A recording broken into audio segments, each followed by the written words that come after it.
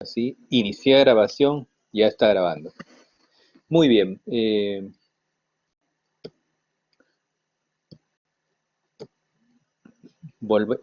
Volviendo a nuestra clase, vamos a...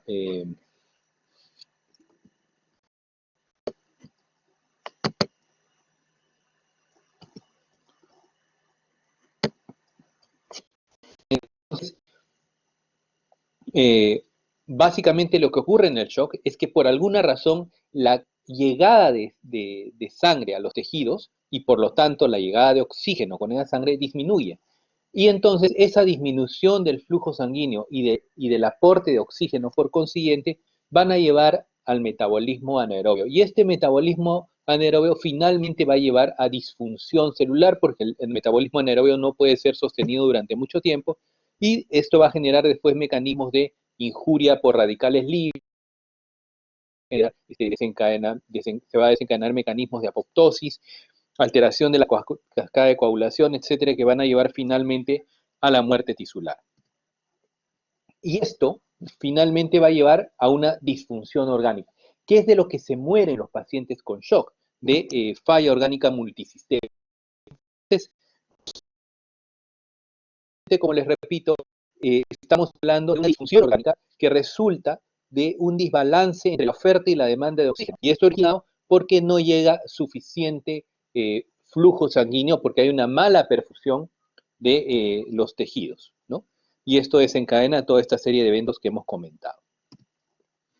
Ahora, lo que nos interesa, esto ya ustedes lo han llevado en fisiopatología, y si quieren, si tienen alguna pregunta lo podemos después conversar, pero en semiología lo que nos interesa es distinguir clínicamente aquellos síntomas y signos al pie del paciente que nos permitan reconocer si este paciente está en shock, para poder pedir después los exámenes auxiliares apropiados y establecer un tratamiento. Pero lo importante es que ustedes puedan reconocer cuando un paciente se encuentra en shock.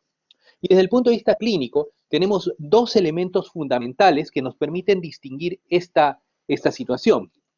Uno es la hipotensión y otro son los signos de hipoperfusión tisular, ¿no? Entonces, cuando yo tengo la combinación de hipotensión e hipoperfusión tisular, esto es lo que clínicamente conocemos como shock. Entonces, la presencia de hipotensión asociada a signos de hipoperfusión tisular es lo que conocemos como shock. Y esto es muy importante porque no todo paciente con hipotensión tiene shock.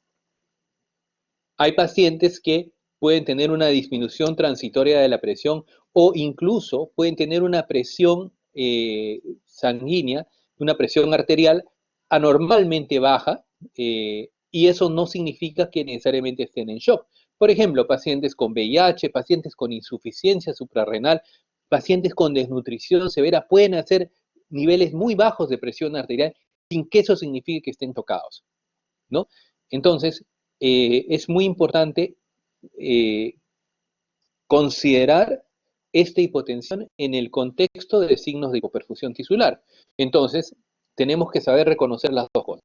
Uno, hipotensión, es decir, habitualmente hablamos para que haya shock de una presión arterial media por debajo de 60, y por otro lado, hipoperfusión tisular. Y lo primero que vamos a ver es la hipotensión.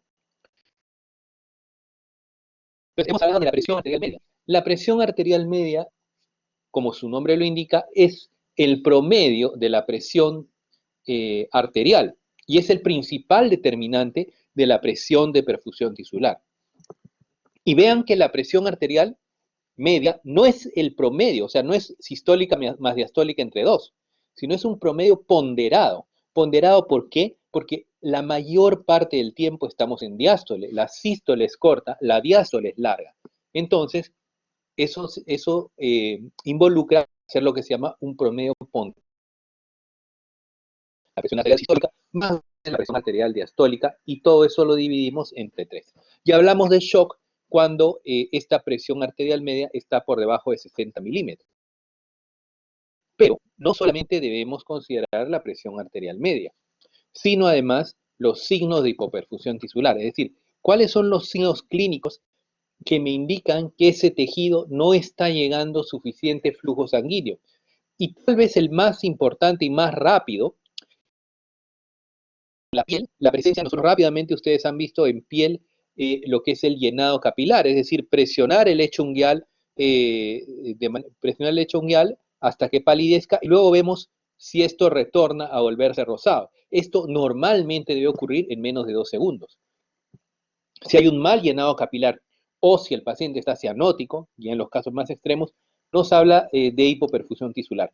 Pero también puede haber problemas de perfusión tisular a nivel cerebral y el paciente va a manifestarse como somnolencia, coma, convulsiones, trastorno de comportamiento, etcétera, ¿no? Todas esas consideraciones se denominan, o sea, toda alteración en el estado de conciencia del individuo se llama trastorno de sensorio.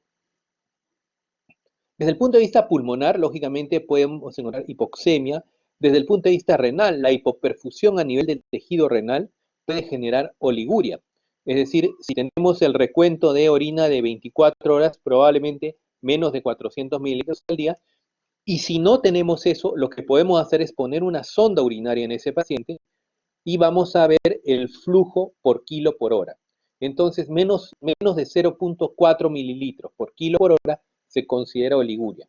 ¿Cómo sacamos esto? Vamos a suponer que un paciente pese 50 kilos, ¿no? Y en una hora, este paciente orina 100 mililitros. Entonces, en esa hora, ese paciente 100 mililitros por cada 50 kilos de peso durante una hora. O sea, 100 entre 50, 2. Entonces, su flujo urinario ha sido 2 mililitros kilo hora, ¿no? La presencia de lactato sérico elevado también nos puede orientar hacia la presencia de hipoperfusión tisular. Y finalmente, hay otros marcadores bioquímicos que no vamos a hablar en este momento, pero cuando lleven clínica van a darse cuenta que, por ejemplo, niveles de lactato deshidrogenasa, la presión en cuña capilar pulmonar, la presión venosa central, todos estos parámetros se pueden alterar. Pero desde nuestro punto de vista, y ya con nuestro conocimiento básico de semiología que hemos tenido hasta este momento, en este momento nosotros podemos identificar si nuestro paciente está con mal llenado capilar, está cianótico, está con deterioro del estado de conciencia, está oligúrico, ya nosotros podemos indicar que este paciente tiene hipoperfusión tisular. Entonces, volviendo a la parte de clasificación, ¿no? Todos estos estados de shock, tanto el séptico, hipovolémico, obstructivo, cardiogénico, dependen o tienen en común estas dos condiciones, hipotensión e hipoperfusión tisular. Entonces, cuando nosotros abordemos al paciente, tenemos que preguntarnos qué cosa es lo que puede estar condicionando esta hipotensión. Y para saber qué cosa puede contar la disminución de la presión arterial, es decir, la hipotensión, tenemos que entender que la presión arterial viene determinada por dos factores importantes. Uno, por el gasto cardíaco y dos, por la resistencia vascular sistémica, ¿no? Entonces, si nosotros tenemos, por cualquier razón, una disminución del gasto cardíaco, si disminuye el gasto cardíaco o si disminuye la resistencia vascular sistémica, vamos a llevar a una disminución de la presión arterial, ¿no? Entonces, viendo esto, ya tendríamos que empezar a preguntarnos, en primer lugar, si el gasto cardíaco depende de la presión arterial, depende de el gasto cardíaco y la resistencia vascular sistémica, entonces, ¿qué cosa puede bajar la resistencia vascular sistémica o qué cosa puede bajar el gasto cardíaco? Y vamos a empezar con la resistencia vascular sistémica. La resistencia vascular sistémica, como su nombre lo indica, es el grado de resistencia que opone a esos sanguíneos al flujo de la sangre. Y eso va a permitir esa resistencia. Si no hubiera resistencia, no hubiera flujo. Entonces, esta resistencia hace que se genere una presión en el interior del vaso que permite el flujo sanguíneo. Si yo por alguna razón esta resistencia deja de existir, o sea, no hay resistencia, entonces simplemente no podría haber flujo sanguíneo, ¿no? Ahora, ¿de qué depende la resistencia vascular sistémica? Depende de tres factores: la longitud del vaso, la viscosanguínea y el radio del vaso. Y vean que el radio del vaso está elevado a la cuarta potencia, es decir, que largamente el mayor determinante de la resistencia vascular sistémica es el radio del vaso. Y el radio del vaso va a aumentar, por ejemplo, si va a haber vasodilatación, y va a disminuir si va a haber vasoconstricción. Entonces, cuando yo tenga un aumento del diámetro del vaso y un aumento del radio, y por lo tanto vasodilatación, voy a generar disminución de la resistencia vascular sistémica, ¿no? Muy bien, entonces, en principio, cualquier cosa que me condicione vasodilatación me va a generar disminución de la resistencia vascular sistémica. ¿Y qué cosa me puede ocasionar vasodilatación? Sepsis. La sepsis condiciona vasodilatación, lesión aguda de la médula espinal, porque ustedes recuerdan que el tono, el estado de conción de los vasos, depende pues de el aflujo de los nervios simpáticos y de los ganglios simpáticos que están en la región paravertebral. Entonces, cuando yo tengo una lesión aguda de la médula espinal, esta regulación de catecolaminas va a generar que no haya mecanismos de constricción de los vasos sanguíneos y va a generarse una vasodilatación. Eso es lo que se llama el shock neurógeno. O, por ejemplo, si a un paciente le doy por alguna razón un vasodilatador, a veces por un problema coronario le doy nitroglicerina, en una operación le doy anestésicos, y hay pacientes que reaccionan con una vasodilatación masiva y entran en shock por esa causa, ¿no? Insuficiencia suprarrenal. Recuerden que la corteza suprarrenal es productora de glucocorticoides y mineralocorticoides que tienen que ver con la tonicidad de los vasos sanguíneos.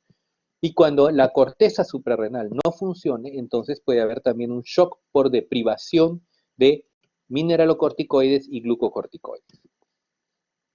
Anafilaxia, es decir, hay reacciones, sobre todo alérgicas, ya sea a medicamentos o a determinados alimentos, que condicionan una liberación masiva de histamina, y eso genera una vasodilatación que puede llevar a la muerte al individuo, ¿no? Y todas estas causas que se asocian a vasodilatación se conocen como shock de tipo distributivo. ¿Distributivo por qué? Porque no tengo un problema en el volumen de sangre. Lo que tengo es que, como hay una vasodilatación masiva, cae el flujo sanguíneo notablemente, y esto me lleva a la hipotensión y al shock. Entonces, todas estas condiciones asociadas a vasodilatación condicionan lo que se denomina shock distributivo. Ahora, en este shock distributivo es sumamente importante ver rápidamente la piel y la inspección del paciente, porque en este shock distributivo va a haber vasodilatación. Si hay vasodilatación, esta dilatación de los capilares va a generar que la piel esté tibia, esté caliente, el color del paciente sea rosado, y el paciente va a tratar de compensar esto haciendo que sus latidos sean más frecuentes y más fuertes. Entonces el paciente va a estar taquicárdico, con un latido cardíaco prominente, va a tener un buen llenado capilar, la piel va a estar tibia, ¿no? Rosada. Y este paciente, rápidamente nosotros vamos a poder discernir que el estado de shock que tiene es por disminución de la resistencia vascular sistémica, y que por lo tanto se trata de un shock distributivo. Sin embargo, también puede estar más bien ocurrir el fenómeno contrario. Vemos la resistencia vascular sistémica disminuida, elevada. La resistencia vascular sistémica elevada va a estar al revés de lo que vimos previamente. La elevación de la resistencia vascular sistémica va a estar debido a vasoconstricción. Y ahí lo que vamos a encontrar es frialdad distal, un mal llenado capilar y piel pálida o cianótica. Y entonces, cuando nosotros encontremos resistencia vascular sistémica elevada, quiere decir que la causa del shock es la disminución del gasto cardíaco.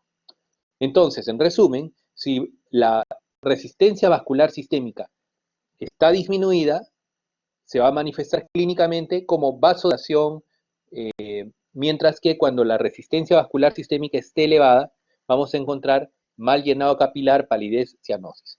Si la resistencia vascular sistémica está disminuida, esa es la causa del shock.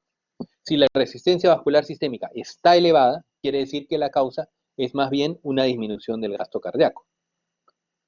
Y ahora vamos a ver un poco lo que es gasto cardíaco. El gasto cardíaco depende a su vez de la frecuencia cardíaca por el volumen de eyección sistólica, ¿no? Entonces, si yo tengo problemas en la frecuencia cardíaca o en el volumen de eyección, puedo ocasionar disminución del gasto cardíaco y por lo tanto shock. Entonces, ¿por qué podría alterarse la frecuencia cardíaca? Puede ser que la bradicardia, por ejemplo, si por alguna razón un paciente, por ejemplo, en un bloqueo auriculoventricular, pues un infarto que ataque al sistema de conducción cardíaco, hace una bradicardia muy grave, puede entrar en shock. Mientras que la taquicardia también puede producir shock. ¿Por qué? Porque se disminuye el tiempo de llenado ventricular. Y como se disminuye el tiempo de llenado ventricular porque el corazón late muy rápido, lo que puede latir es mucho menos, el latido, digamos, tiene un volumen mucho menor. Entonces, tanto la taquicardia como la bradicardia extrema me pueden llevar al shock. El volumen de eyección es la otra condición. Entonces, hemos visto que el gasto cardíaco depende de la frecuencia cardíaca y del volumen de eyección. Si el problema no es frecuencia cardíaca, es volumen de eyección. La causa en realidad más común, largamente, del shock, pero es la más difícil en cuanto a diagnóstico y manejo, porque su diagnóstico diferencial es ciertamente más amplio, ¿no? Este volumen de eyección, a su vez, depende de tres factores. Depende de si llega suficiente volumen sanguíneo al ventrículo. Dos, si la contractibilidad del miocardio es adecuada. Y tres, de si la función valvular es adecuada. Entonces, el volumen de eyección, es decir, el volumen de sangre que sale en cada latido, depende, lógicamente, de cuánto llegue al corazón, de cuán bien se contraiga y de si las válvulas del corazón funcionan normalmente. Resumiendo todo lo que hemos comentado, entonces, la presión arterial, ¿no?, depende del gasto cardíaco y de la resistencia vascular sistémica. A su vez, el gasto cardíaco depende de la frecuencia cardíaca y el volumen de eyección, y el volumen de eyección depende de la precarga, la contractibilidad miocárdica y el estado valvular. Este algoritmo, esta serie de determinantes de la presión arterial, es importante que lo tengan en cuenta, porque a partir de esto nosotros podemos explicar la fisiopatología y la clínica de cada uno de los tipos de shock que vamos a ver en un momento. ¿Hasta acá alguna pregunta? ¿Está claro? ¿Alguien tiene alguna pregunta? A ver, un minuto voy a sacar para que alguien levante la mano. ¿Hay alguna mano levantada? Sí, Doctor. Lisette. Tú no eres Lisette. Sí, yo soy Lisette. A ver, Doctor, Lisette, buenas levanta la tardes. mano primero. Sí, Sí, sí, sí. yo tenía una consulta. ¿El decir estado valvular es lo mismo que decir poscarga o no es lo mismo? No, la poscarga, en Ujú. realidad la poscarga nos referimos a la resistencia vascular sistémica. O sea, la precarga es lo que llega al corazón. La poscarga es a lo que se enfrenta el volumen de eyección. Pero cuando hablamos de poscarga, en general nos hablamos de resistencia vascular sistémica. Y cuando hablamos de estado valvular, quiere decir que normalmente existe un mecanismo eficiente en el corazón por el cual el corazón bombea sangre y la sangre no se regresa. ¿Por qué? Porque tenemos válvulas. Y estas válvulas hacen que lo que se eyecta no regrese. Pero pasa, vamos a ver eso en un momento, que las válvulas pueden fallar y eso puede generar agudamente este shock. ¿Ok? Ah, ya. Sí, gracias. Un compañero quería hablar, que no levantó la mano, pero pues, Doctor, sí, justo también le quería preguntar eso. Gracias. Brenda, Doctor, quería consultar, ¿sí?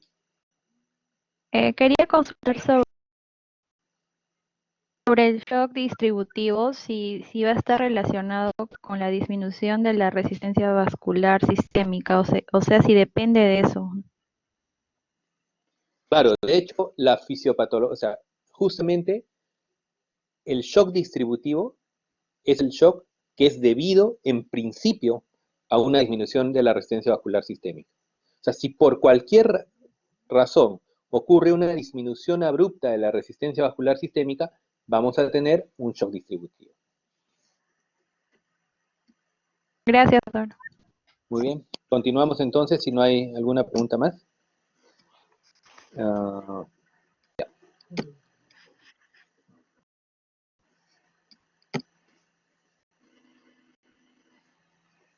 volvamos. Ok, entonces, en función de este cuadro, de este resumen de determinantes de la presión, vamos a poder entender cada uno de los tipos de shock que vamos a conversar. Y tal vez el shock más importante desde el punto de vista de mortalidad es el shock séptico, que es el shock que se relaciona a procesos infecciosos, bacterianos o virales, eh, y probablemente es el shock que es un poco más complejo de entender, porque este shock tiene, a diferencia de la mayoría de cuadros de shock, tiene una fisiopatología en la que intervienen tanto la disminución de la resistencia vascular sistémica como del gasto cardíaco. ¿Y esto por qué ocurre? Porque primariamente, el cuadro de infección lo que produce es un fenómeno de vasodilatación, mediado por citocinas, diversos tipos de interleuquinas y otros mediadores que se producen debido a la inducción de proteínas bacterianas, endotoxina, lipopolisacárido, etc. Bueno, el tema es que primariamente baja la resistencia vascular sistémica, pero además, y conforme empieza a ocurrir la disfunción orgánica asociada a este proceso infeccioso y a la liberación de citocinas, interleuquinas, factores de coagulación, va a pasar que hay un estado de disminución de la contractibilidad miocárdica. Es lo que le denominan algunos la cardiomiodepresión inducida por sepsis.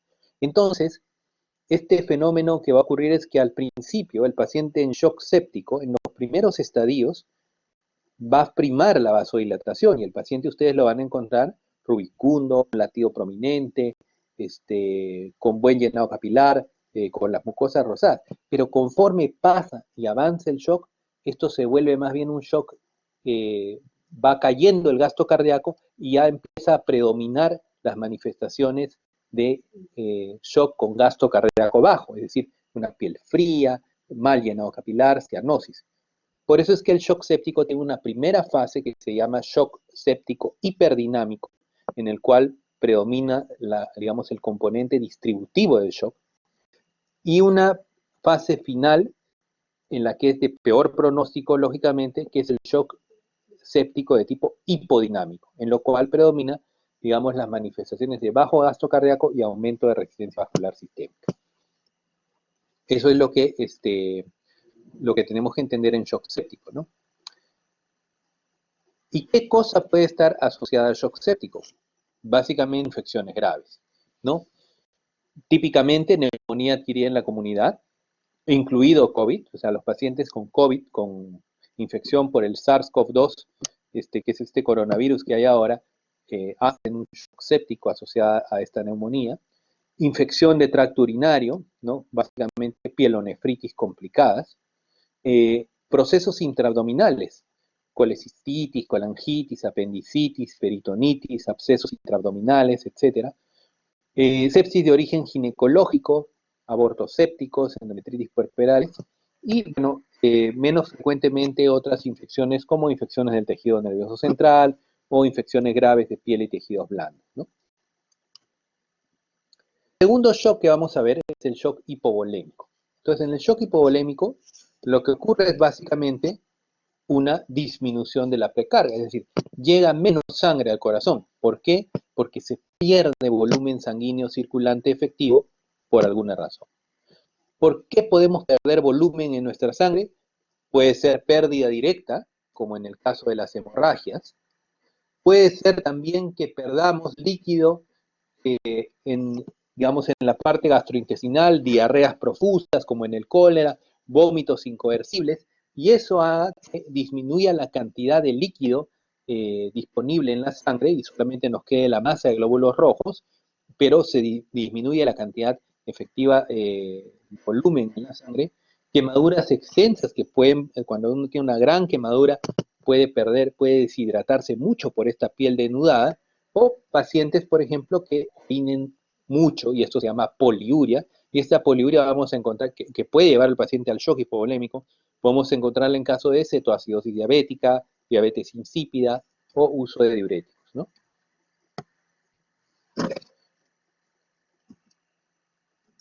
El siguiente shock que tenemos es el shock obstructivo. Y en el shock obstructivo básicamente lo que ocurre es que por alguna razón hay algo que impide que el volumen digamos, el volumen sanguíneo, el volumen del latido salga.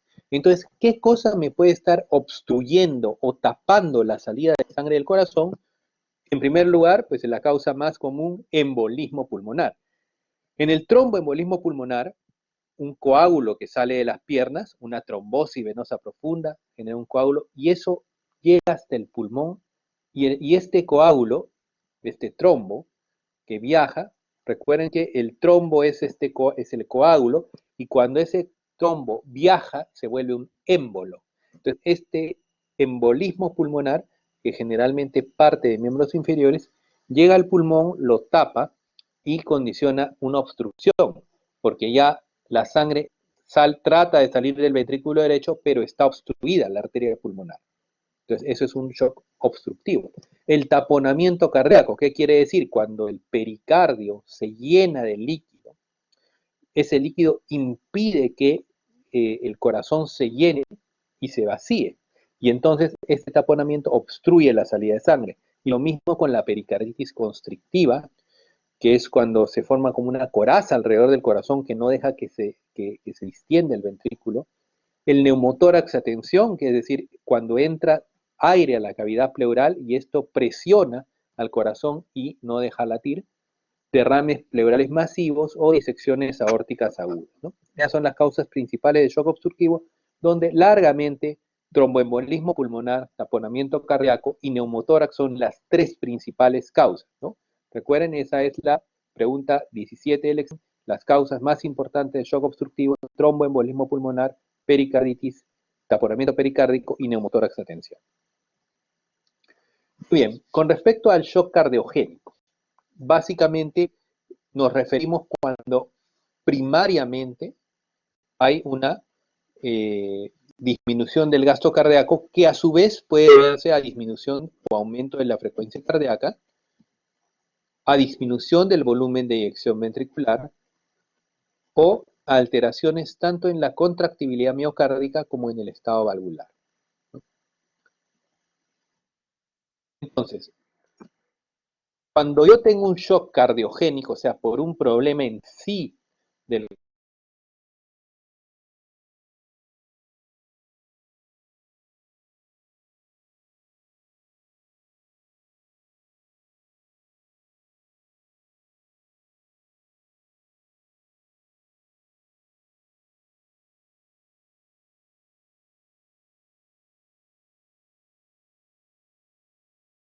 el miocito, un infarto, necrosis, miocarditis o insuficiencia cardíaca. O puede ocurrir que el corazón tenga la capacidad de latir normalmente, pero las válvulas del corazón no funcionen. Y eso se ve en casos de valvulopatías, insuficiencia mitral, aórtica, defecto del septum interventricular o presencia de aneurismas ventriculares.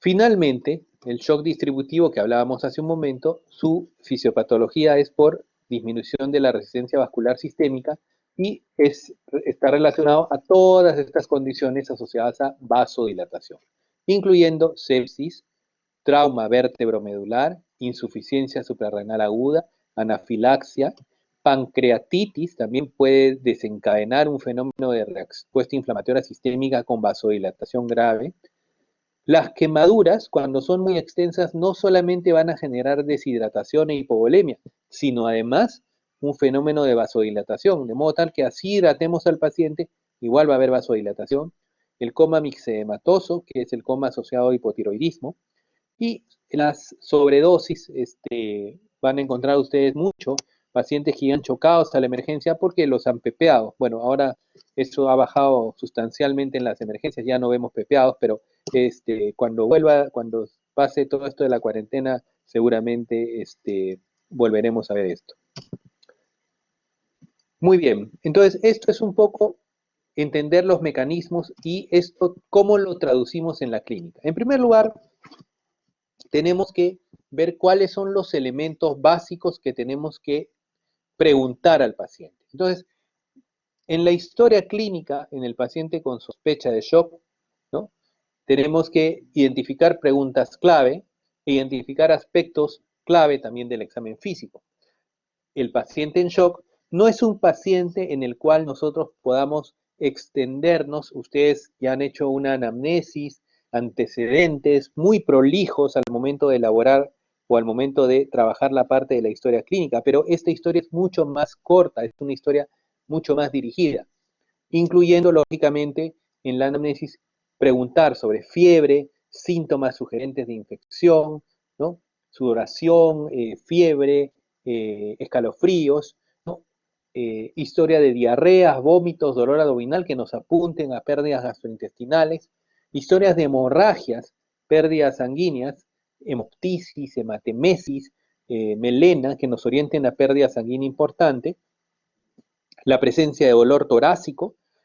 Recuerden que el dolor torácico puede asociarse a cardiopatía isquémica, infarto de miocardio o eventualmente a tromboembolismo pulmonar o a neumotórax. Si el paciente ha tenido una cirugía o inmovilización reciente, si ha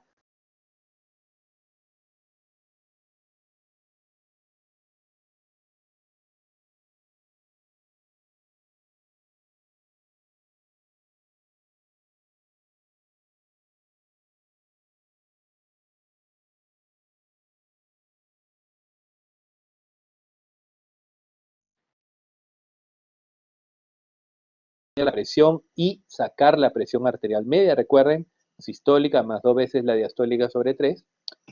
Rápidamente identificar en la piel si hay palidez, si hay cianosis, si hay alteraciones del llenado capilar, ¿no? Recordemos que la presencia de un buen llenado capilar con una piel rosada, sabemos que este shock es distributivo. Si la piel es más bien pálida, cianótica, con mal llenado capilar, este shock debe ser cualquiera de las otras causas asociadas a baja de gasto cardíaco. La presencia de edemas es importante. Si vemos un paciente hematoso, al toque tenemos que pensar en que este paciente de repente tiene un problema de insuficiencia cardíaca, insuficiencia hepática o un problema renal. En los tórax y pulmones todavía no hemos visto esta parte, pero les adelanto que la presencia de crepitantes o anormalidades unilaterales nos deben llamar la atención. En la parte cardiovascular, la ocultación es importante, eso lo vamos a ver en la parte cardiológica, pero ya en el examen de cuello que ustedes ya saben hacer, tienen que identificar la presencia de ingurgitación yugular, porque si ustedes ven un paciente chocado con ingurgitación yugular, ese paciente o tiene un evento coronario agudo o tiene un shock obstructivo. Solamente hay esas dos posibilidades. En el abdomen, la presencia de fluidos hidroaéreos, dolor a la palpación, y en el sistema nervioso la presencia de alteración del nivel de conciencia, o la presencia de signos meningios, signos de irritación meningia, que eso lo vamos a ver en neurología, pero de momento tal vez lo que ustedes tienen que tener más en claro es una buena hoja de monitoreo de funciones vitales, buscando alteraciones, cómo va la presión, cómo se modifica la frecuencia cardíaca, respiratoria, temperatura, ¿no? El examen de piel y tejido celular subcutáneo, y a nivel de cuello la presencia de ingurgitación yugular son marcadores importantes. Entonces, lo primero, y ya yéndonos ahora sí a resumir el manejo práctico del paciente en base a todo lo que hemos revisado. Lo primero que tenemos que hacer es identificar que el paciente está en shock. Entonces, ya hemos visto, shock es hipotensión más hipoperfusión tisular. Medimos la presión arterial. La presión arterial media está debajo de 60, tiene hipotensión. Buscamos hipoperfusión tisular. ¿Cómo? Si el paciente tiene trastorno de sensorio, si tiene oliguria, si tiene un mal llenado capilar o está cianótico, ese paciente está hipoperfundido. Entonces, presión arterial media menos de 60 y ya sea trastorno de sensorio, oliguria, mal llenado capilar o cianosis, ese paciente está chocado. Entonces, identificamos que nuestro paciente está chocado. Lo siguiente, identificar, ¿es un shock hipodinámico o hiperdinámico? Nos referimos a un shock hiperdinámico, a aquel shock asociado a vasodilatación. Pulso rápido y lleno, piel tibia, llenado capilar normal. Este shock es hiperdinámico y por lo tanto es un shock distributivo.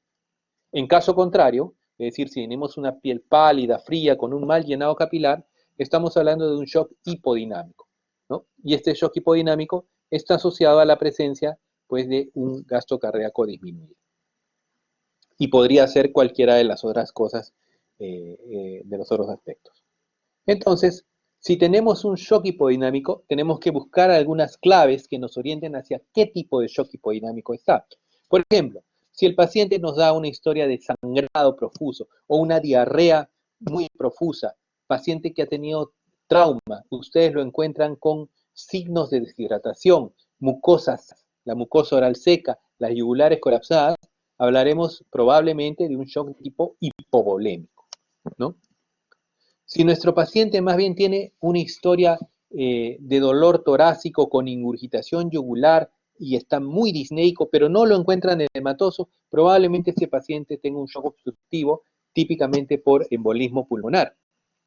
Mientras que si el paciente tiene un antecedente de cardiopatía isquémica, historia de dolor torácico, ingurgitación yugular, y encontramos un paciente edematoso, ahí sí deberíamos pensar en una causa primariamente cardíaca, y ahí estaríamos hablando de un shock de tipo cardiogénico.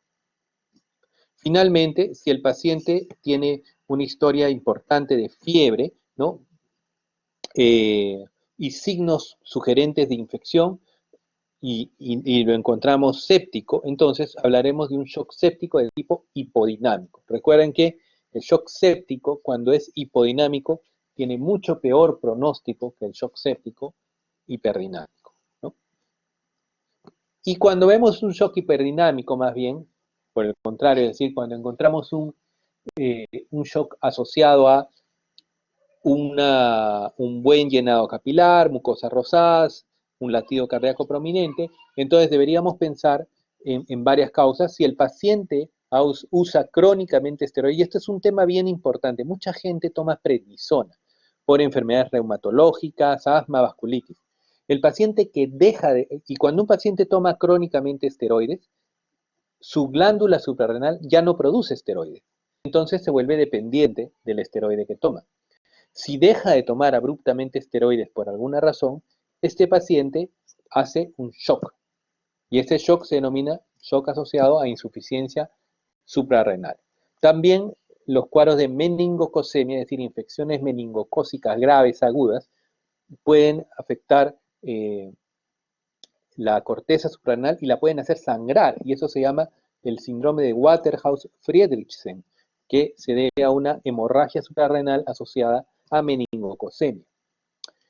Pero es bastante más raro. Típicamente la causa largamente más importante de este shock por insuficiencia suprarrenal es la deprivación aguda de esteroides en el paciente que los consume crónicamente.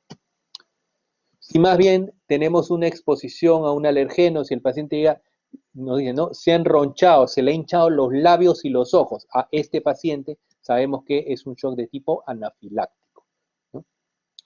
Y esto es importante reconocer porque a estos pacientes en 5 minutos los salvas y lo mandas a su casa o se muere.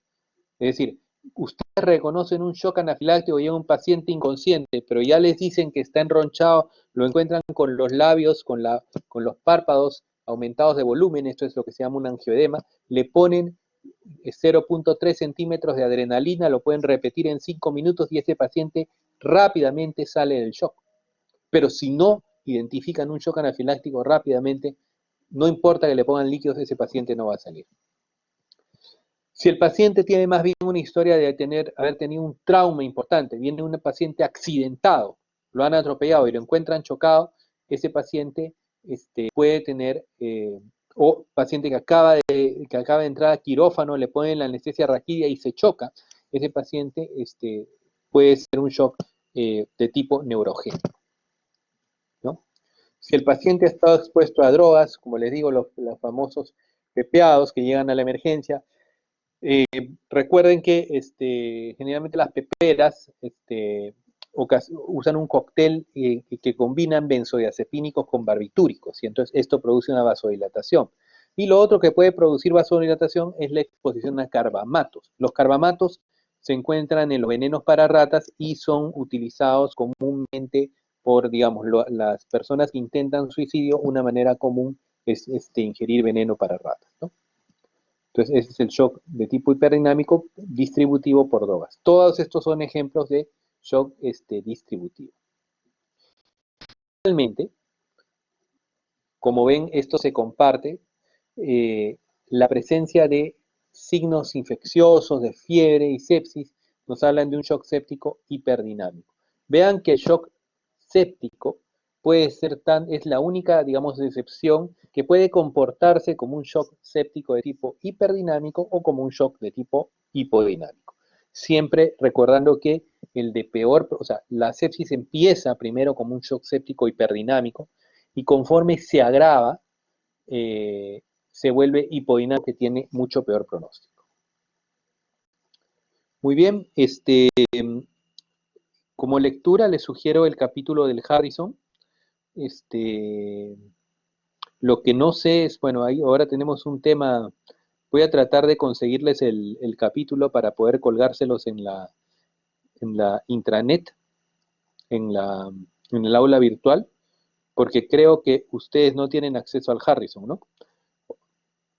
Y si no tienen acceso al Harrison, voy a buscar si les puedo, si les consigo el capítulo en PDF para colgárselos, o si no, y si no, bueno, vamos a solamente trabajar con lo que hemos hablado en la...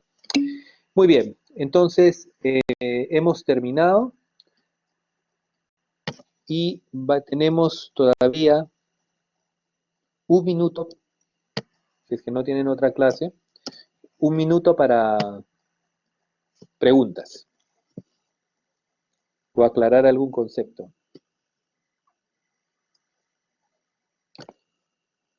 ¿Sí? ¿Hay alguna pregunta?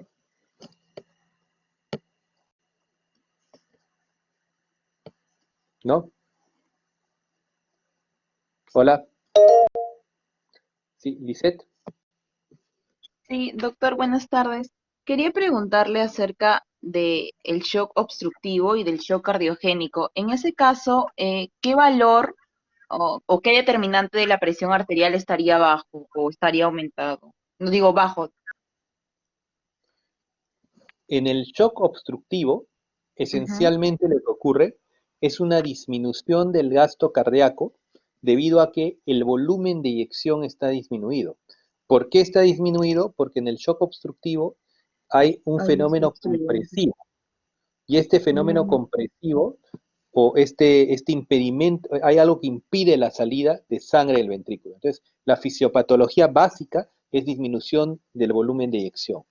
Mientras que el shock cardiogénico, digamos, intrínseco, es decir, el shock cardiogénico que depende de una lesión del corazón, depende fundamentalmente o de que el miocardio no funcione adecuadamente, por ejemplo, en el caso de un ujú, infarto con necrosis, o, ujú. eh, o de que Valvulopatías. la válvula cardíaca no funcione, Ujú. ¿no?